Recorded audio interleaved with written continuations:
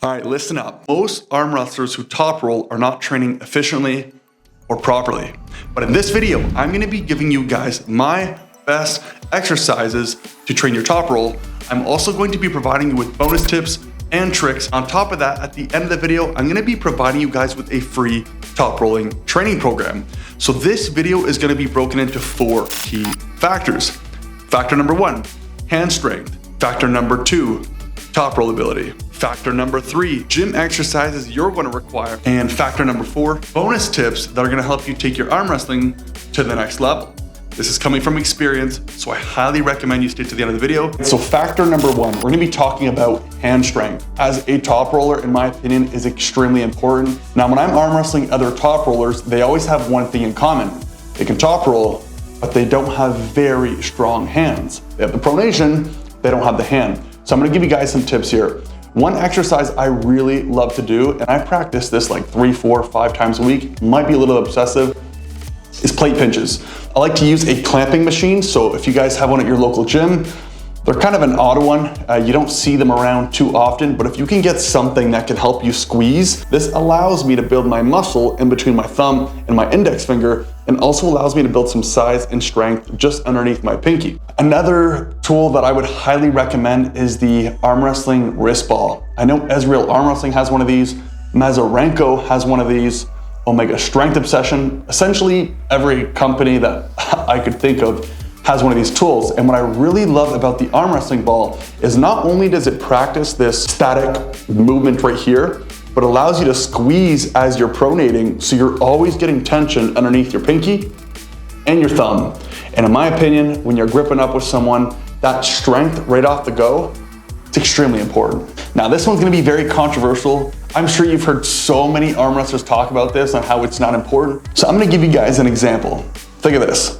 If you were to just casually close your hand, put about 2 pounds of pressure, and then put force against it, what do you think happens?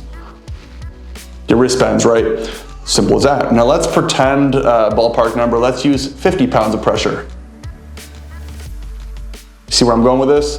Now imagine, let's use a very obnoxious number. Let's just say we're using 1,000 pounds of pressure against the wrist. I'm squeezing a gripper right now. Try to bend the wrist.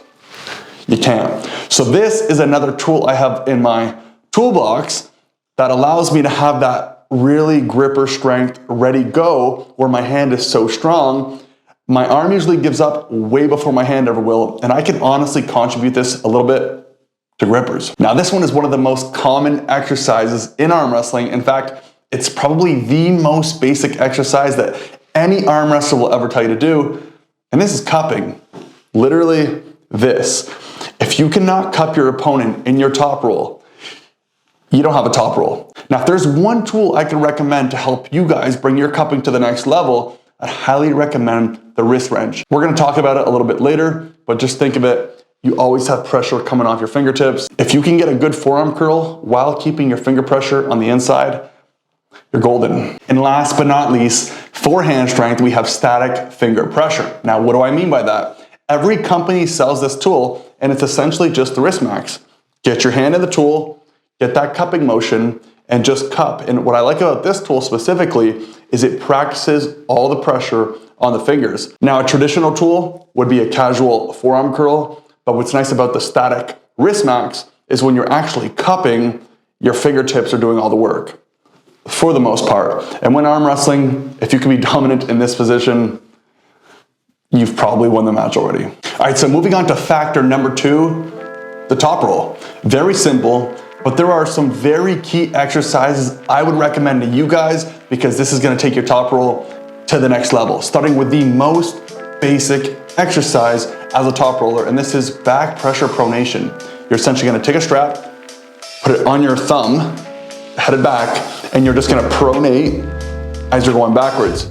Self-explanatory, but there's 2 big variations I like to recommend, and this is actually something that's helped me very recently bring my top roll game up a notch. So with back pressure, you have 2 different variations. You have a variation where you're starting very up high and it's coming pretty much 90 degrees off of your hand, and then you have the variation where you see a lot of people do this. They have a strap and it goes vertically down 45 degrees. Now, if you have the strap going off of your knuckles or on a 90-degree angle off your hand, you're gonna work that forearm and that riser a lot more. You're gonna get a lot more pressure working up top.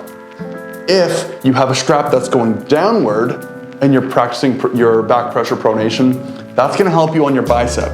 And that's not really something I figured out until recently, and it's been something I've incorporated in the last 6 months. All right, so factor number 3 in terms of Toproll ability. You have to practice your side pressure. Side pressure is so important and very underrated. This is exactly how I would use it.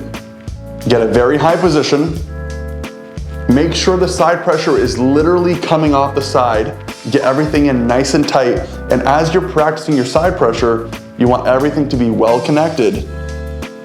And your shoulder, your hand, your arm, everything on the inside without letting your arm go. As soon as you start to apply side pressure and your arm goes away, I think you're doing too much weight. Now on top of side pressure, you're also gonna need riser ability. This is possibly the most important arm wrestling exercise besides the cup. Riser ability is super important because if you can get high hand and you can be in a static position up high, it's gonna get you very far. If you're in a match and your hand is dumped, unless if you're very elite or you train specifically for that movement, as soon as your hand lowers, you lose a lot of connectivity through the arm, and that's not what you're looking for in a top roll position. You wanna have your hand already risen. I recommend starting with your hand high, getting that squeeze, and then going for your side pressure, back pressure from there. And this brings me into a topic that we were just discussing previously, the wrist wrench. As a top roller, you need that pronation and you need that cupping, side pressure, back pressure. In order to do this, a big reason why is the wrist wrench. Now, like I was saying before, a cupping tool allows you to forcefully curl in your forearm, which is great, but you don't have any pressure coming out the fingertips. The wrist wrench is gonna solve this problem. You're gonna do your cupping, and as you're cupping, your fingertips are gonna wanna rip off. I recommend starting with low weight and then slowly building up your weight with time, just like any other exercise. Because if you go too heavy on this, you're gonna realize your fingertips won't be able to hold it. And this brings us into factor number 3, gym exercises. So here are a couple of my favorite gym exercises I like to use when top rolling. The main one, hammer curl. Anybody can do it. Everyone at the gym does it. I'm sure you've done it a million times in your life. But a hammer curl, it's very simple. You literally wanna be in a static position. I'd recommend going at least 3/4, depending on your program, what you're trying to do. But if you're looking for a very basic gym exercise, just practice your hammer curls. It's gonna go a long way. You can also do a hammer curl with bands and dumbbells of some sort. Attach your dumbbells to the bands, then practice your back pressure off there. You're gonna see the variation. It's very weird and awkward at first, but as you start to rise and climb, it gets more and more difficult, which essentially mimics arm wrestling. And if there's one tip I can give you guys, you can't get away from it. As a top roller, you still need bicep pressure. And this is exactly why I'm recommending hammer curls, weights and bands. Because when you're top rolling, you can't rely just on your hand and your forearm. Eventually, you're gonna have to use a lot of bicep pressure. And if you don't have any, you're probably not gonna win the match. So my recommendation, even though as a dominant top roller, practice a lot of that back pressure movements with bands, dumbbells, kettlebells. Get used to it, because I tried avoiding it for the longest time. In fact, I used to tell my friends, bro, I don't even do biceps, I only do hand and forearm, and I have good side pressure. It doesn't work like that, dude. You need biceps. You need them, don't avoid them. Don't make it your primary focus, but when you're doing back pressure training, send it, dude. And on top of biceps, you need your pronation. You need to wrap something around your thumb, and as you're doing your bicep curl, you can do a variation where you're doing full pronation up, supinate down, pronation up. It's very simple. I recommend starting with low weight. As you build up the weight, your pronation is going to become a force to be reckoned with. And last but not least, my favorite gym exercise to improve grip would be deadlifts. And I'm not talking deadlifts with straps. I'm talking deadlifts of any sort that allow you to use no straps. I recommend full neutral grip. This is going to help you go a very long way. I've always been a strong deadlifter, and I definitely attribute a lot of my grip strength with my deadlift. So if your deadlift sucks from a grip standpoint, it's not a direct correlation, But if you want that extra boost, don't use straps. So now we're moving into factor number 4, and this is going to be my bonus supplements, things I recommend to help you just get to the next level that your friend's probably not doing. It's gonna be a little bit all over the place, but stay with me here. So first, when it comes to top rolling, I recommend just staying very connected with your movement. It's very easy to do the top roll movement, but if you're not static and you're not following through with that full side pressure, staying in a very static position, you're just gonna get beat in the long run. 2, I've mentioned this in my most recent video, but I recommend taking collagen and vitamin C. Collagen and vitamin C literally go hand in hand. If you don't take vitamin C with collagen, you're not getting its full benefits. It's like you trying to get across a lake on a canoe, but you don't have the paddles. See what I'm going with this? I would recommend collagen and vitamin C. It's gonna help your tendons. If you're planning on doing arm wrestling for a very long time, or just health in general, take your vitamin C, take your collagen. Next, you're gonna have your magnesium and your taurine. I recommend taking this as a recovery supplement as well. Take this in a hot tub, take this right before you go in a bath, take this before you go to sleep. This is just gonna help you recover, get your body on point, and look, you wanna recover quicker, just do it. I'm not gonna harp on this one too much because the millions of people who have spoken about this, creatine, just take creatine. It's the cheapest, most studied supplement on the market. And of course, it's natural, so just spend the $30 and get yourself some creatine. It's gonna help you put on some water weight, recover quicker, your brain health, your cognitive ability. It's gonna help you stack on some weight, gain some size, gain some strength. And dude, if you're not eating a lot of meat, which it's still hard to get a ton of creatine, just get the supplement, dude. So this one is very interesting in my opinion. This is going to do with any type of gym exercise that's some type of row. If it's a horizontal lat row, if it's a vertical row, when doing these movements, I know the T-bars at gyms in general, they're just like 2 little cylinders you hold on to and you do your rowing movement. Always try to keep your forearms cupped in when doing this. Some gyms actually have a supinated row tool. I suggest using that. Tuck your thumbs in, really get those forearms curled in, because in arm wrestling, everything ends up over here. Another one, you've probably seen a ton of people talk about this, including Matt Mask, and this is just a rice bucket. This is not even arm wrestling specific. This is just for good tendon strength, hand strength overall, and extremely good recovery. So if you can guys get a bag of rice, a bucket of rice, spend the 30, 40 bucks, get a bunch of rice in there, and just go ham. I don't believe there's any limit to how much you can do of this. I recommend probably doing 1-minute sessions. Just go full speed until you're burned out. You're gonna see your hands and your forearms gonna blow up. It's a good feeling, and from a recovery standpoint, you can't go wrong. Next, it's going to be a barbell over hand. This one is very interesting. I don't see very many people doing it. I think I'm the only one who does this, at least from the people I know. Take a barbell, a squat bar, a deadlift bar, get your hand underneath that bar. Let that bar sit on your top of your hand. You're gonna do full hammer curls with it. You only need to put on 5, 10 pounds each side. Go for reps. And then when you wanna bring your weight up quite a bit, I'd recommend doing probably triples or 5x5s.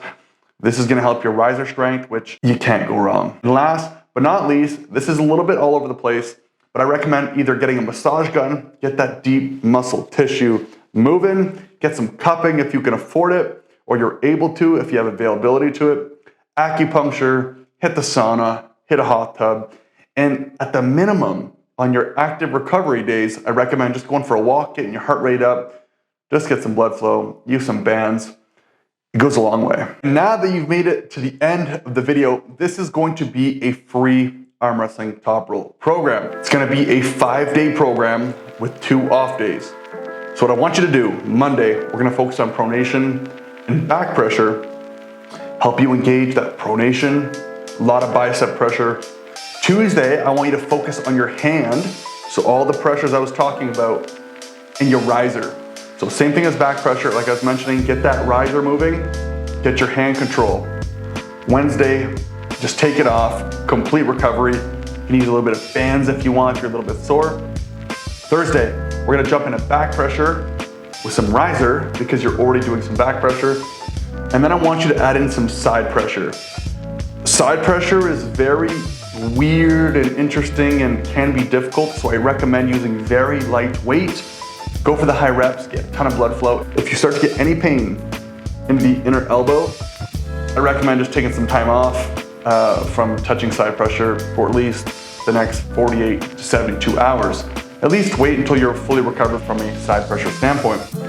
Friday, we're gonna jump into static holds. I want you to do some pull-ups.